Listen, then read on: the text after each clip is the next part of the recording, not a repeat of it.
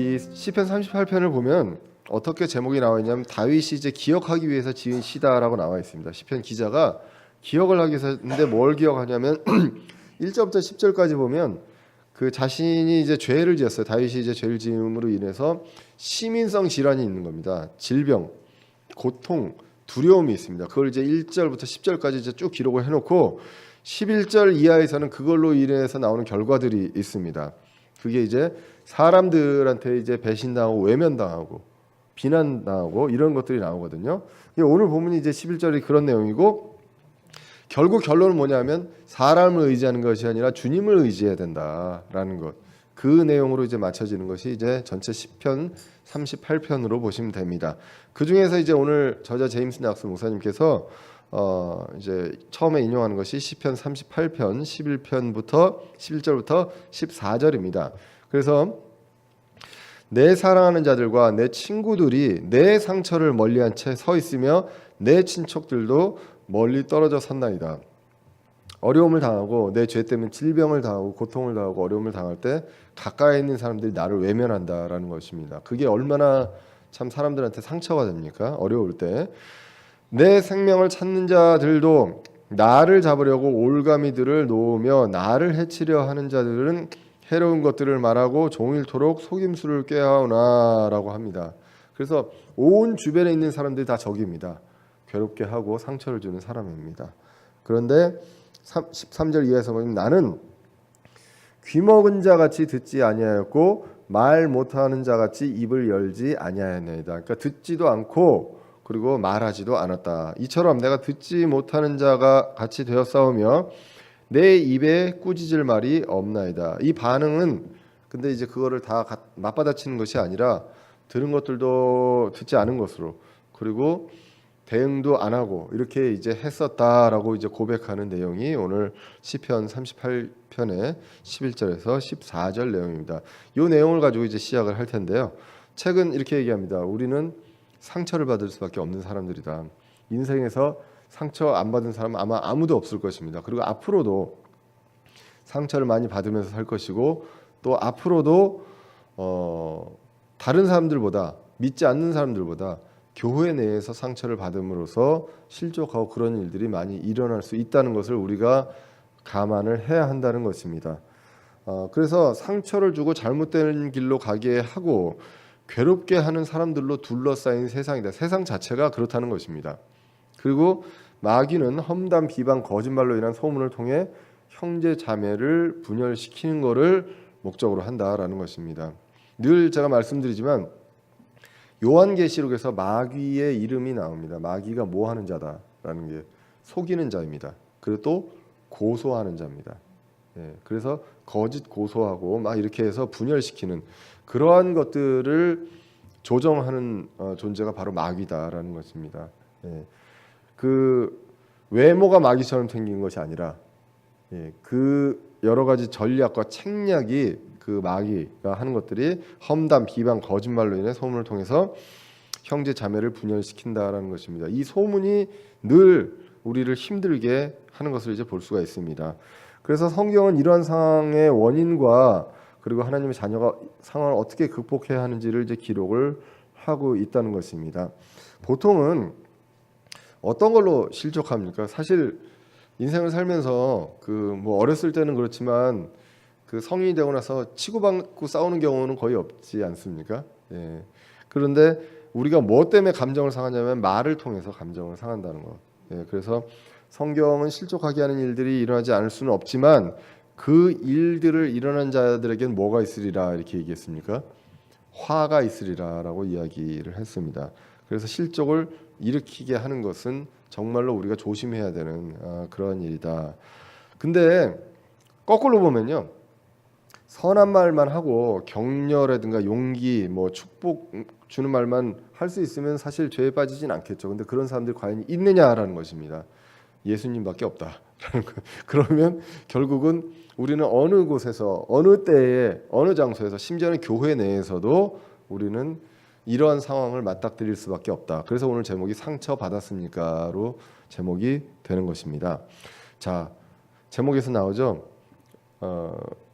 감정을 가졌다. 말이 이 말이 감정을 나타내게 됩니다. 입은 마음에 가득한 것을 말한다고 이야기합니다. 보통 우리가 많이 얘기합니다. 본의 아니게 내 뜻은 그게 아니었는데 라고 얘기하는데 성경은 이야기합니다. 입은 마음에 가득한 것을 말한다. 한번 볼까요? 마태복음 12장 34절에 오 독사들의 세대야 너희가 악하니 어찌 선한 것을 말할 수 있겠느냐. 입은 마음에 가득한 것, 마음에 요만큼 있는 것도 아닙니다. 마음에 가득한 것을 이야기한다라고 합니다. 누가복음 6장 45절에서도 선한 사람은 자기 마음에 선한 보고 이 저장고에서 선한 것을 낸다는 것입니다.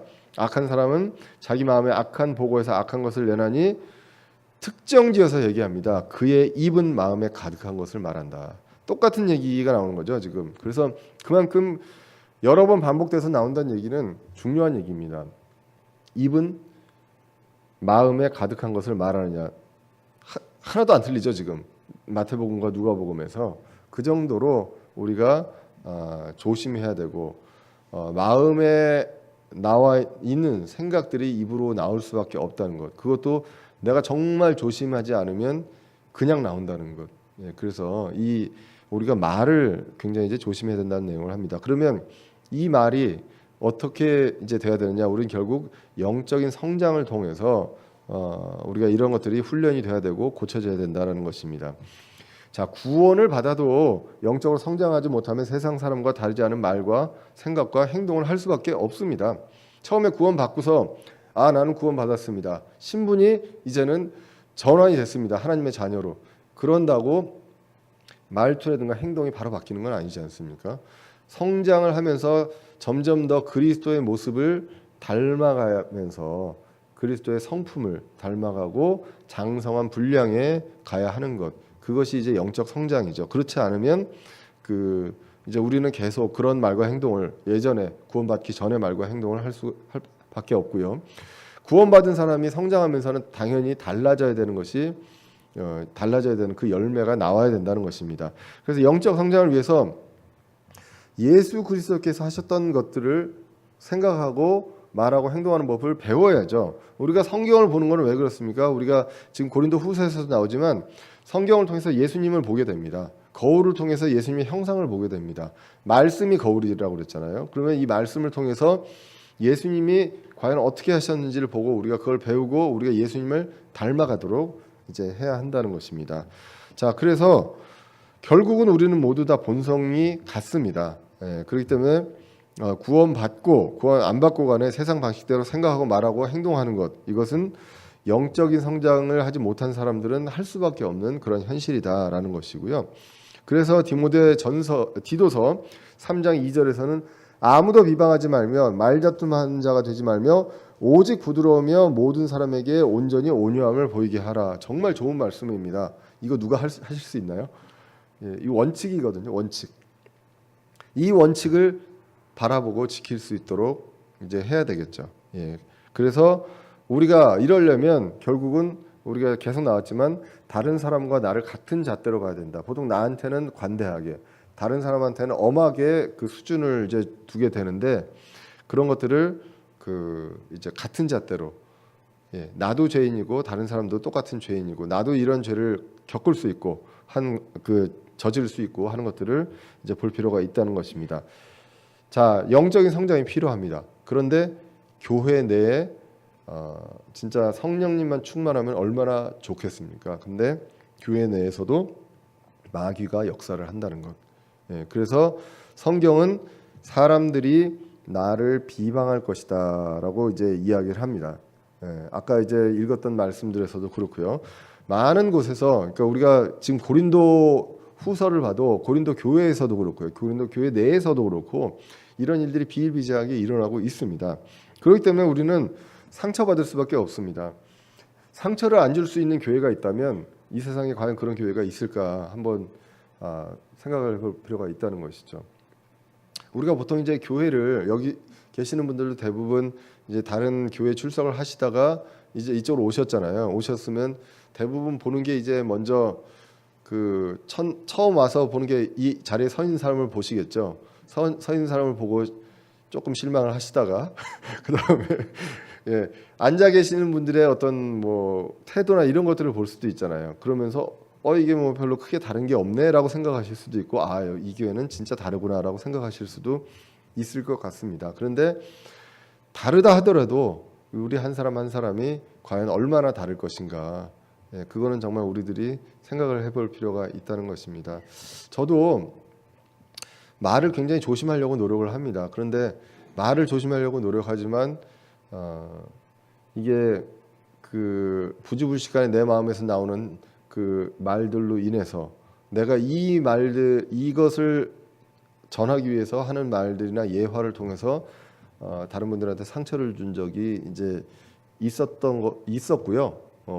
지금은 말씀들을 다 잘 안 하시는데 있는지도 모르겠습니다. 근데 예전에는 좀 몇 분들이 말씀을 해주셔서 제가 사과도 하고 그랬거든요.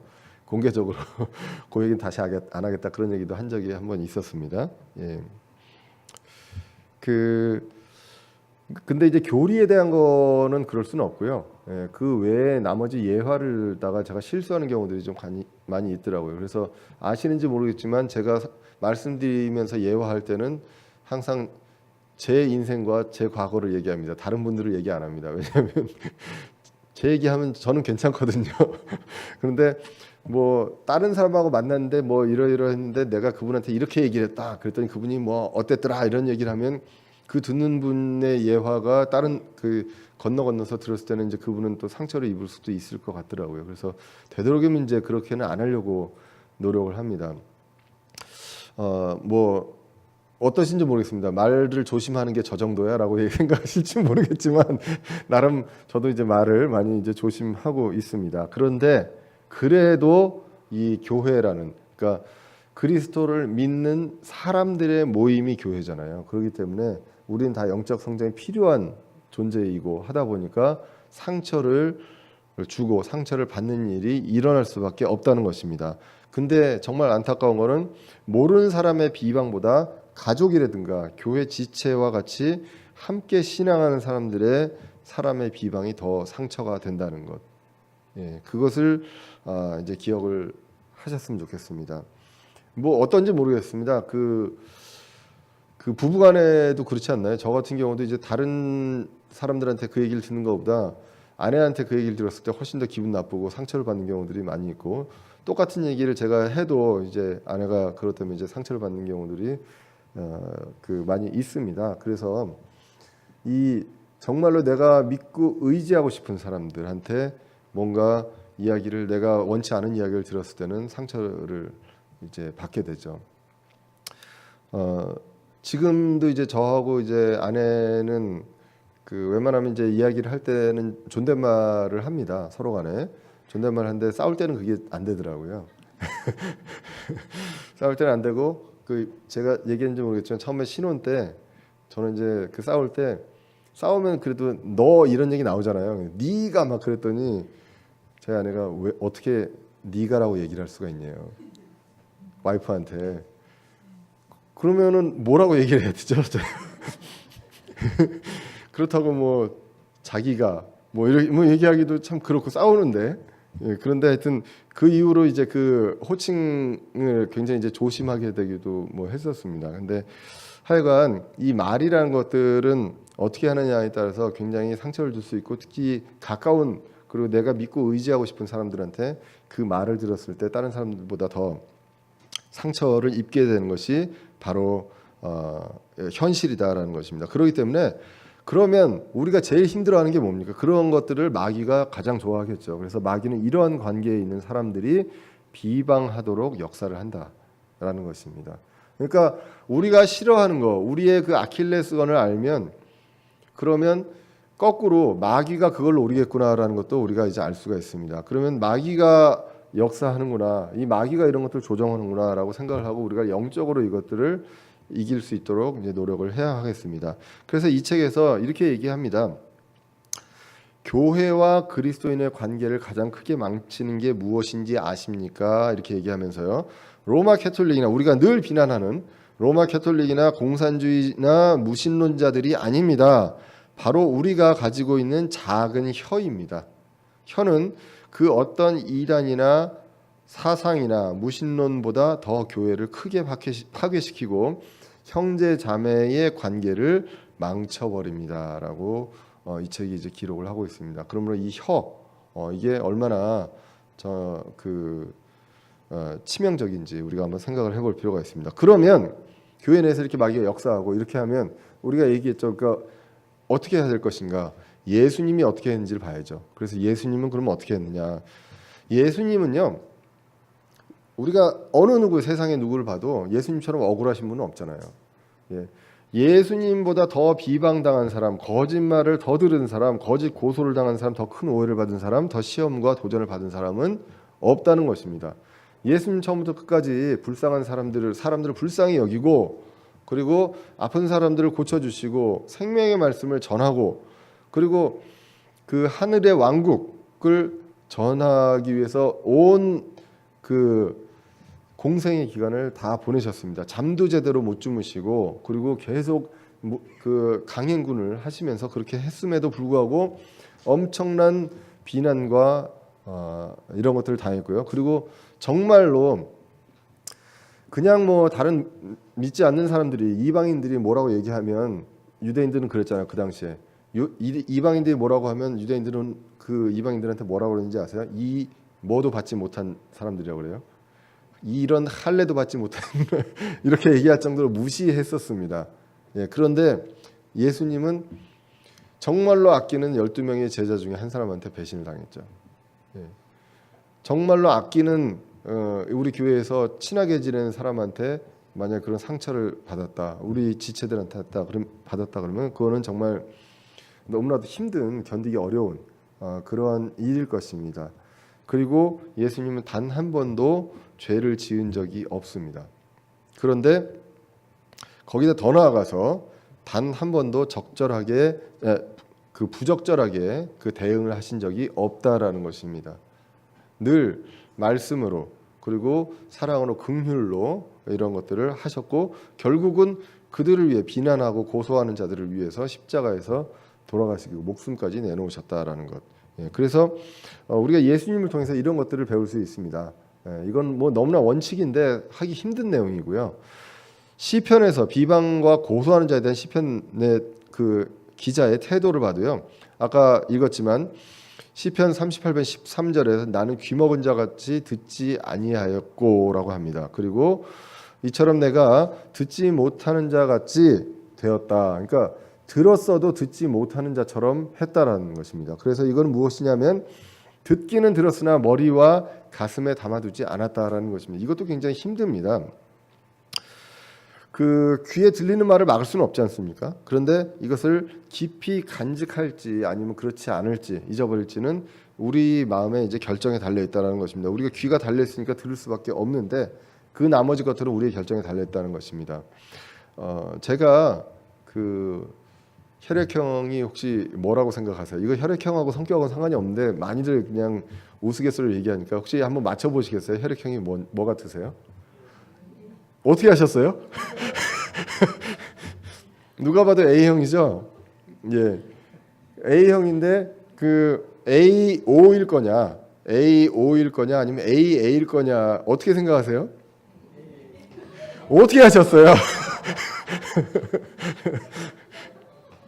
예, 그게 이 성격적으로뿐만 아니라 생물학적으로도 밝혀졌습니다. 왜? 제가 이제 A형이고 저희 아내가 B형이거든요. 그러면 근데 이제 우리 큰애가 AB형입니다. 예, 그러면 만약에 제가 A5다 그러면 우리 생물학 시간에 배웠죠. B형도 나올 수 있죠. 그리고 이제 뭐 A형도 나올 수 있겠죠. 예, 그런데 저희 딸은 A형입니다. 예, 그래서 결국은 AA가 맞구나. 그리고 옛날에 이제 우리 교회, 제가 미국에서 청년부 지도교사를 했었을 때 그 청년부에 있는 한 청년이 그러더라고요. 그러니까 저는 그 AA도 아니고 AAA래요. A가 3개. 근데 그 특징이 뭐냐? 들으면 이거를 그냥 한 귀로 흘리지를 못하는 그런 성격이 있잖아요. 아시죠? 그것 때문에 저 보고 그렇게 얘기하시는 거 아닌가요? 예. 그 예전에는 그 저희 아내랑 이제 부부싸움 참 많이 했거든요. 예, 그럴 때마다 저희 아내가 이제 놀래고 이제 말문이 막혔던 게 뭐냐면 제가 예전 걸 다 기억하고 전에 이렇게 하지 않았냐, 옛날에 이런 경우 이렇게 하지 않았냐, 이걸 제가 다 기억하고 있었어요. 근데 하나님께서 은혜를 베풀어 주셔서 이제는 기억이 안 납니다. 분명히 뭔가 비슷한 사건이 있었는데, 반대의 사건이 있었는데 내가 얘기하고 싶은데 생각이 안 나는 거예요. 예. 그러면 그걸 가지고 뭐라고 주장을 못 하지 않습니까? 예. 자, 그런데 뭐 이건 이제 웃자고 하는 얘기고요. 성경에서 이제 얘기하는 것은 뭐냐면 들은 자도 귀 먹은 자 같이 듣지 않은 것처럼 하라는 거. 예. 그것이 이제 지금 아까 우리가 11절, 12절에서도 봤지만 그 내용 보면 정말 사방이 다 적이잖아요. 그 사람들이 막 비난하고 외면하고 이런 상황에서 모든 비방의 소리가 들릴 때 어떻게 했느냐? 나는 귀 먹은 자 같이 듣지 않았고 듣지 못하는 자까지 같이 됐다. 들리는 내용에 대해서는 그렇게 하였다라는 것이 이제 이 시편 기자 그리고 이제 예수님의 어떤 모습을 보면서 우리가 알 수 있는 내용입니다. 자, 그러면 우리가 듣는 말을 그렇게 하는 것도 중요하지만 우리가 말도 그렇게 하면 안 되겠죠. 그래서 마음을 상하는 말들에 대해서 우리가 좀 볼 필요가 있다는 것입니다. 다툼과 분열이 발생하는 이유는 쓸데없는 말에 의미를 부여하고 그 마음속에 붙잡아 두기 때문이다. 말을 하는 것도 문제고, 그리고 쓸데없는 말을 했는데 별로 이렇게 크게 그냥 개의치 말아야 하는데, 그런데 그거를 의미를 부여하고 제가 나를 무시해서 이런 얘기를 하는 거, 얼마나 우습게 여겼으면 나를 이렇게 했을 것인가, 이렇게 생각을 하고 거기에 꼬리를 물어서 제가 나한테 그런 얘기를 했다면 그 전에 나한테 이런 생각을 했었고 그 일이 뭐가 있었고 막 이렇게 하면 잠이 안 오죠. 그러시지 않나 보네요. 다들 저기 영적으로 성장을 많이 하셔서 지금 보니까 공감들을 못 하시는 것 같습니다. 제가 얘기했을 때 제가 많이 이제 존경하고 배워야 될 것 같습니다. 여러분들한테.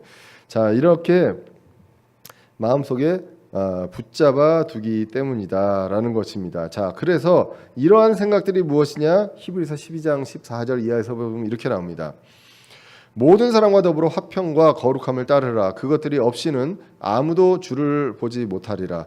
자, 어떻게 하면은 주를 봅니까? 화평함과 거룩함을 따르면 주를 볼 수 있습니다. 주님을. 그런데 그렇지 못하면 주님을 볼 수가 없다. 가리게 되는 것이죠. 계속 얘기하는 거지만 마귀가 이 세상의 신이 계속 말씀을 가리는 그러한 것들을 하고 있습니다. 그래서 15절에 뭐라고 얘기하냐면 부지런히 살펴 하나님의 은혜에 이르지 못한 자가 없게 하고, 그러니까 주변을 부지런히 살펴서 우리 주위에 그렇지 못한 자들이 있는지를 부지런히 우리가 살펴보아야 합니다. 그리고 쓴 뿌리가 돋아나 너희를 괴롭게 하거나 그것으로 말미암아 많은 사람이 더럽게 되지 않도록 해야 한다라는 것입니다.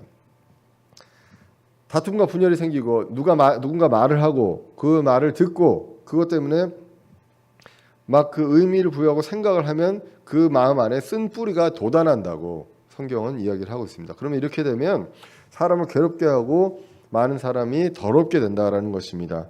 마음속에 쓴 뿌리가 돋아나게 하는 것은 역시 마귀죠. 아까 마귀가 계속 이런 것들을 형제들을 갈라놓으려고 한다는 것입니다. 그러므로 우리는 마귀를 도울 필요가 없다라는 것입니다.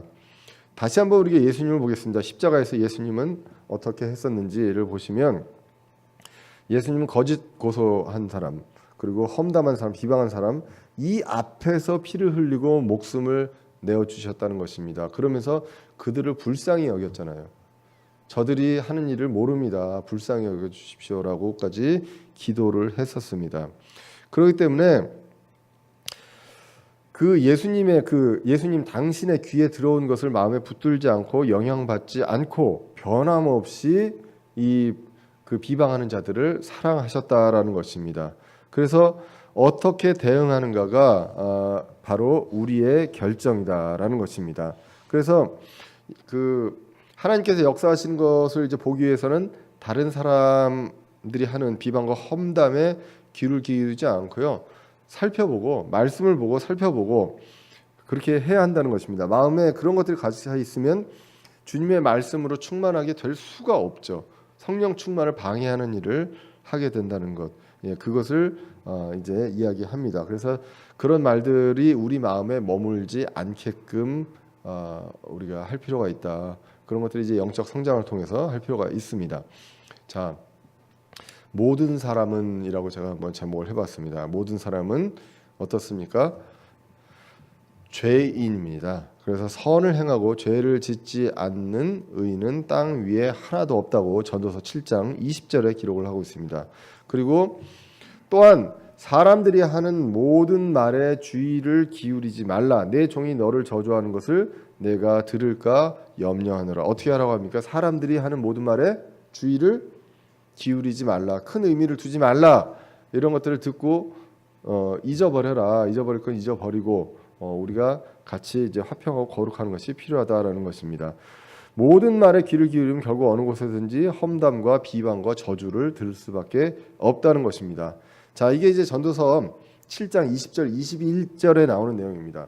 누구나 험담이나 비방이나 안 좋은 얘기를 들을 수밖에, 나에 대해서 그런 얘기들을 안 들을 수 있다면 좋겠지만 분명히 있다는 것입니다. 그런데 이럴 때 그런 거에 주의를 기울이지 말라라고 하면서 22절에 뭐라고 나오는지 아십니까? 22절에 너도 그와 같이 다른 사람들을 저주하였음을 내 마음도 종종 아느니라 라는 것입니다.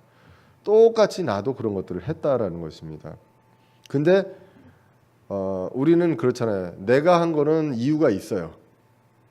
다른 사람들에서 한 얘기는 충분한 이유가 있고 논리가 있기 때문에 나는 너무나 서운해서 그런 걸 할 수밖에 없어요. 서운한 것을 나만 담아놓기에는 너무 그래요. 언제 시원합니까? 속이 시원합니까? 다 얘기했을 때 속이 시원하시죠? 예, 그렇게 되면 그게 그렇게만 알면 좋은데 거기에서 그분도 딴 사람한테 너만 알고 있어 하고 얘기하겠죠. 너만 알고 있어 하고 얘기를 해서 결국은 다 퍼질 수밖에 없는 그렇게 된다는 것입니다. 나도 그렇게 했었다라고 전도서 7장 22절에 이렇게 이야기를 합니다. 그러면서 이 책은 이야기합니다. 그렇기 때문에 우리는 누구나 다 조심해야 됩니다. 누구나 다 조심해야 되는데 특별히 성경을 가르치는 위치에 있는 사람들은 조심해야 된다라는 것입니다. 아까도 계속 얘기하지만 이제 말씀에 대한 것들, 말씀을 전하는 사람들은 특별히 이것들에 대해서 이제 조심해야 한다는 것입니다. 야고보서 우리가 3장 1절에 보시면 이렇게 나옵니다. 내 형제들아 너희는 많이 선생이 되지 말라. 우리가 더 큰 정죄를 받을 줄을 너희가 아느니라. 이거는요 쭉 읽어보면 선생이 되지 말라는 게 아닙니다. 선생이 되되 조심해라 라는 걸 이야기합니다. 왜냐하면 선생이 되면 더욱더 비난을 많이 받게 된다. 정죄를 많이 받게 된다. 다른 사람들부터. 그렇기 때문에 결국은 그런 것들을 각오하지 않으면 선생 될 생각하지 마라. 이러한 내용들이 이제 쭉 나오는 것을 볼 수가 있습니다. 그래서 교사, 목회자, 사역자일수록 비방을 더 많이 받을 수밖에 없습니다. 직분자들이 그렇고요. 그리고 봉사자들도 그렇습니다. 교회에서 이제 우리 이제 침례교회는 감독과 집사가 있습니다. 그럼 감독도 있지만 집사가 있죠. 근데 이제 보통은 교회에서 이제 목회자는 전임 사역을 하기도 하고 저처럼 이제 자비량으로 하기도 하지만 전임 사역자가 있습니다. 근데 집사님들은 대부분 봉사하시는 분들이거든요. 그냥 자원해서 봉사하시는 분들이고 특별히 이제 우리 교회는 그 어떤 문화는 안착이 된 것 같습니다. 집사가 어떤 그 벼슬이라든가 계급이라든가 자랑할 것이 아니라는 것들에 대해서는 아시는 것 같아요. 근데 그런 장점이 있는 반면에 집사를 좀 제의를 하면 다 받아주시면 좋은데 그 수락률이 50% 정도밖에 안 됩니다. 늘 그 원래 이제 후보자 이렇게 해서 이제 제안을 하면 한 반 정도는 꼭 사양을 하세요. 예, 그렇게 하고 여태까지 이제 한 몇 번 이제 집사에 대해서 이제 했는데 이제 그렇게 해왔습니다. 여러 가지 이제 부담도 되겠고 내가 이제 신앙적으로 그렇게까지 성장을 했느냐라는 문제들이 있긴 하겠지만 또 이제 집사님들이나 봉사하시는 분들, 식사 봉사 뭐 여러 가지 이제 봉사하시는 분들도 사실 이제 저는 늘 신경 쓰이는 게 음식 봉사하시는 분들이에요. 음식 맛없다는 얘기 들으면 좀 그렇지 않으신가요? 모르겠어요. 그래서 맛없는 경우는 저는 없었던 것 같고요. 근데 혹시나 그 음식이나 이런 부분들에 대해서는 조금 더 우리가 조심해 주셨으면 좋겠습니다. 그러니까 사실 이 음식을 위해서 토요일 날도 오셔서 준비를 하시거든요.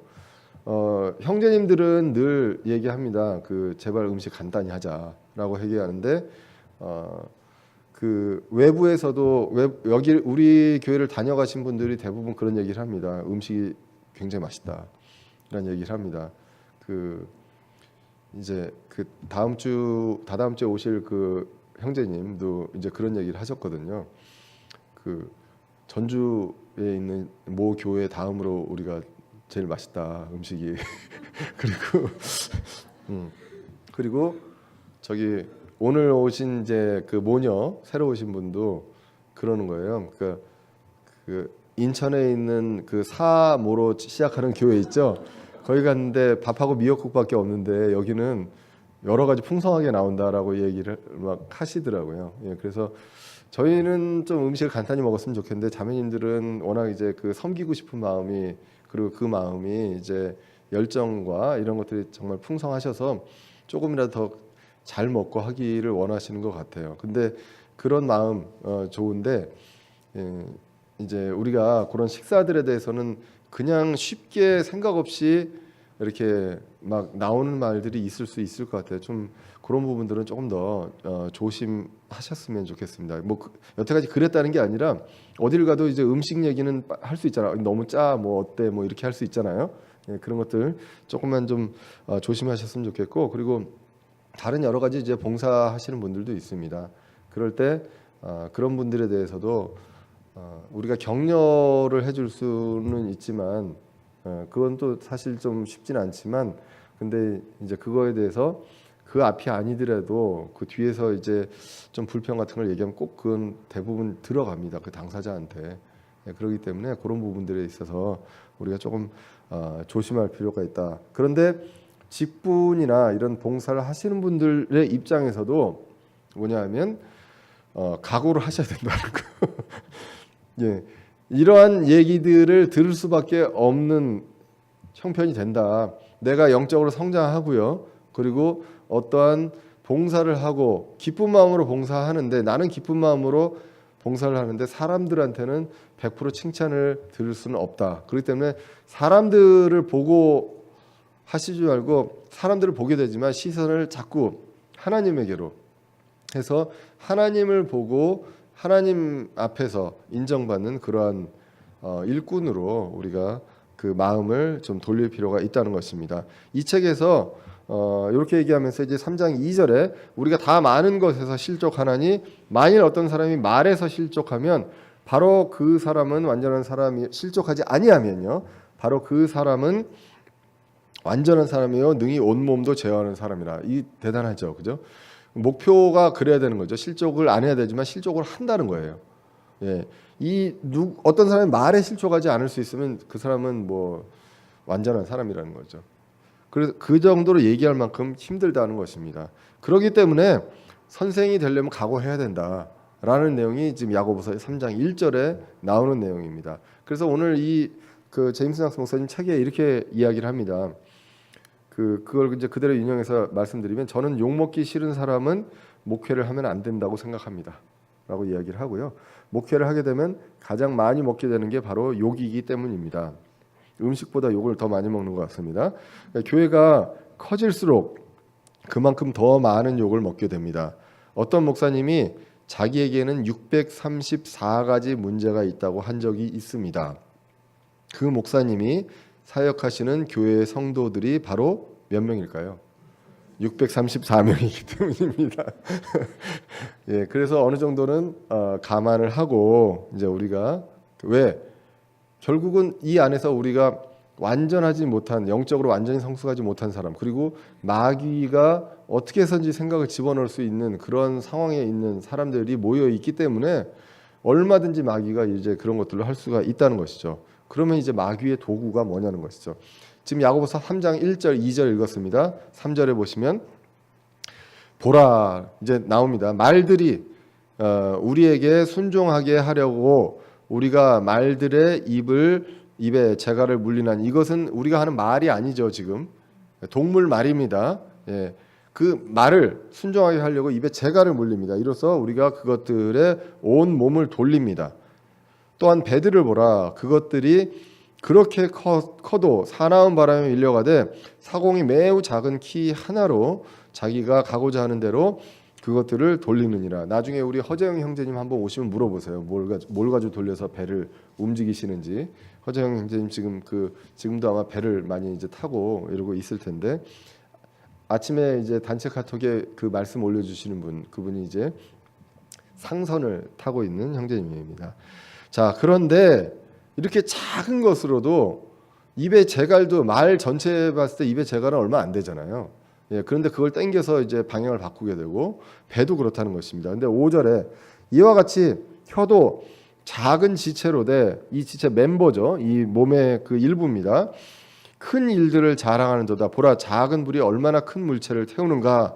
6절에 보면 혀는 불이요 불법의 세계니라. 혀는 우리의 지체들 가운데서 그와 같아서 온몸을 더럽히고 본성의 행로에 불을 붙이며 지옥불 위에 놓여 있느니라 라는 것입니다.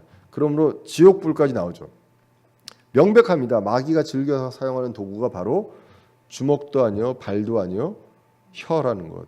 예, 그래서 6절에 보시면 그 혀가 온몸을 더럽게 한다고 합니다. 이 몸은 지금 우리가 전체적으로 봤을 때 뭡니까? 우리 지체들 가운데서 그와 같아서 우리 몸을 더럽힌다는 것은 이 교회, 그리스도의 몸, 그죠? 이런 것들을 이야기합니다. 그래서 혀를 잘못 눌렀을 때 그리스도의 몸은 더러워지고 다른 형제들을 자매들을 비방하고 험담하는 이 혀로서 이렇게 했을 때 그리스도의 몸된 교회가 이제 어려움에 처하게 된다는 것, 이것을 이제 우리가 보게 됩니다. 자, 그렇게 하면서 이제 그 3장 7절, 8절로 갑니다. 여기서 보면 더 이제 심각합니다. 아까 이제 말의 재갈과 배의 키 얘기를 했었죠. 7절에 모든 종류의 짐승과 새와 뱀과 바다에 있는 것들은 길들여졌고 또 사람이 길들여 왔으나 혀는 아무도 능히 길들이지 못하나니 이것은 다스릴 수 없는 약이요 죽이는 독으로 가득한 것이니라. 얼마나 지금 혀에 대해서 이제 이야기를 하고 있습니까? 그래서 성경 말씀에 하나님의 말씀에 의하면요, 우리 입 안에 있는 것은 세상에서 가장 반역적입니다. 그리고 훈련이 제일 힘든 겁니다. 예. 그러니까 이 말투와 말만 우리가 어느 정도 해도 굉장히 여러 가지로 이제 훈련하고 성장할 수 있고 성숙할 수 있다는 것을 알 수가 있습니다. 그래서 뱀을 길드는 것보다 뭐 짐승, 새 좋아요. 새도 잘 안 되죠. 새도 잘 안 되고 짐승들은 잘 안 됩니다. 근데 그 잘 안 길들여지는데 길들이는 방법은 먹는 거 가지고 이제 하면 되잖아요. 근데 이 혀는 먹는 거 가지고도 안 되는 거죠. 예, 그래서 이만큼 뱀을 길들이는 것보다도 혀 길들이는 것이 더 어렵다라고 이제 이야기를 합니다. 그러면 우리가 성령님으로 충만한 교회에서는 어떤 일이 일어나야 하는가? 그리고 근데 실제로 교회에서는 어떤 일이 일어나고 있는가를 야고보서 계속 보시면 어떻습니까? 3장 9절에 보시면 그것으로 우리가 혀로요. 우리가 하나님 곧 아버지를 찬송도 합니다. 그런데 또 그것으로 우리가 하나님의 모양대로 만들어진 사람을 저주하느니라라고 합니다. 그만큼 이 혀가 그래서 10절에서 보시면 같은 입에서 찬송과 저주가 나오거니와 내 형제들아 이런 것들이 결코 그래서는 아니 되느니라. 안 되지 않겠습니까? 예. 정말로 아름다운 하나님을 찬송하고 찬미하는 그것들이 우리 혀, 입을 통해서 나오는데 때로는 계속 다른 사람, 우리 지체들을 저주하고 비방하고 안 좋은 소문을 내고 이런 일들이 사실 우리 교회도 있습니다. 있고 어느 교회든지 이런 일들이 일어나고 있다는 것입니다. 최소한으로 줄여야 되고요. 최소한 줄여야 되고 그거를 들었을 때는 어떻게 해야 되느냐? 우리가 귀먹은 자처럼 할 필요가 있다라는 얘기를 하게 됩니다. 그래서 비방과 고소하는 자들에 대해서는 어떻게 해야 되느냐? 우리 계속 시편 38편 13절에 14절에 나온 것처럼 듣지도 않고 입을 열지도 않는다라는 것입니다. 아까는 듣지 않고 그리고 마음에 두지 않는다는 얘기만 했습니다. 그 다음에 대응을 하지 않는 것입니다. 똑같이 대응하는 것, 이런 것들이 아니라는 것입니다. 다른 사람의 비방을 그대로 갚아주지 않는다라는 것입니다. 예수님은 자신의 원수들이 비방할 때 잠잠하시고 또 그들을 위해서 기도하시고 목숨까지 내어주셨다라는 것을 우리가 예수님의 사례를 보면 알 수가 있습니다. 결국 영적 성장은 무엇입니까? 그분을 닮아가는 것입니다. 그렇기 때문에 우리는 이 부분들에 대해서 생각을 해볼 필요가 있고요. 예수님의 그 내용들에 대해서 한번 살펴보고 이제 그 성경 몇 가지 구절을 한번 찾아보고 이제 마치려고 합니다. 이사야서 53장 7절에 보시면 예수님이 십자가에서 끌려가시는 그 내용에 대한 예언입니다. 그는 학대를 당하고 고난을 당하였어도 자기 입을 열지 아니하였으며 도살장으로 향하는 어린 양같이 끌려가며 털 깎는 자 앞에서 잠잠한 양같이 자기 입을 열지 아니하는도다라고 되어 있습니다. 비방과 고소한 자에 대해서 우리는 어떻게 해야 되느냐? 듣는 말은 마음에 담아두지 말고, 그 쉽진 않지만, 그리고 그 다음에 우리가 그거를 대응하는 데 있어서 어떻게 하느냐? 침묵한다고 이제 얘기했습니다. 말을 하지 않고. 자, 베드로전서 2장 21절 이하에서 보시면 이렇게 나옵니다. 참으로 너희가 심지어 그 일을 위해 부르심을 받았느니 그리스도께서 우리를 위해 고난을 당하심으로 우리에게 본을 남기사 너희가 자신의 발자취를 따라오게 하셨느니라. 우리는 누구의 발자취를 따라가야 합니까? 예수 그리스도의 발자취를 따라가야 하는 것입니다. 그분께서는 죄를 짓지 아니하시고 입에 교활함도 없으시며 욕을 당하시되 맞대어 욕하지 아니하시고 고난을 당하시되 위협하지 아니하시며 오직 의롭게 심판하시는 분에게 자신을 맡기시고라고 합니다. 어떻게 해야 됩니까? 우리가 맞대응하는 것이 아니라 의롭게 심판하시는 분에게 우리를 맡겨야 한다. 그래서 친히 나무에 달려 자신의 몸으로 우리의 죄들을 지셨으니 이것은 죄들에 대하여 죽은 우리가 살아서 의에 이르게 하려 하심이라. 그분께서 채찍에 맞음으로 너희가 고침을 받았다라고 이제 기록을 하고 있습니다. 예수님이 어떻게 사셨는지를 베드로 전서에서 이제 그대로 보여주는 내용을 이제 우리가 읽었습니다. 그러므로 우린 예수님의 발자취를 따라가야죠. 그래서 비방과 고소하는 자에 대해서 이제 어떻게 했는지를 이제 보게 되었습니다. 이 책은 이제 요 내용을 이야기를 합니다. 요건 한번 이제 제가 인용을 해서 적어놨고요. 따옴표는 그 책에 나와 있는 내용입니다. 예수님께서 십자가 위에서 우리의 죄를 담당하실 때 어떤 죄가 포함되었는지 우리가 생각을 해볼 필요가 있다. 우리가 다른 사람을 비방한 죄도 포함되어 있습니다. 우리가. 그리고 욕을 욕으로 되갚아 준 죄도 포함되어 있고 다른 사람을 험담한 죄도 포함되어 있고 거짓으로 꾸며 악의적인 소문을 낸 죄도 포함되어 있습니다. 다른 형제 자매를 비판한 죄도 포함되어 있습니다. 주님께서는 우리의 이러한 모든 죄를 십자가에서 처리하셨다는 것입니다. 나의 것들을. 주님께서 우리 모든 입술의 죄를 제거하시고 이제는 우리가 주님의 의를 가지고 이 세상을 살기를 원한다라는 것입니다. 그러므로 우리는 우리가 했던 것들에 대한 것들을 예수님께서 다시 물으시지 않고 다 죄를 대가를 치러 주셨습니다. 그러므로 우리는 우리한테 비방하고 이런 사람들이 있다. 내 가까운 사람이 그런 사람들이 있다라고 하면 그거를 그렇게 대응하는 것이 아니라 예수님께서 그렇게 나의 것들을 다 사면해 주시고 듣지 않고 그 불쌍히 여겨 주시고 기도해 주시고 그리고 예수님이 목숨까지 내어 주신 것처럼 우리도 원칙적으로 그렇게 해야 한다는 것입니다. 쉽지 않죠. 어려운 얘기들만 하고 있습니다.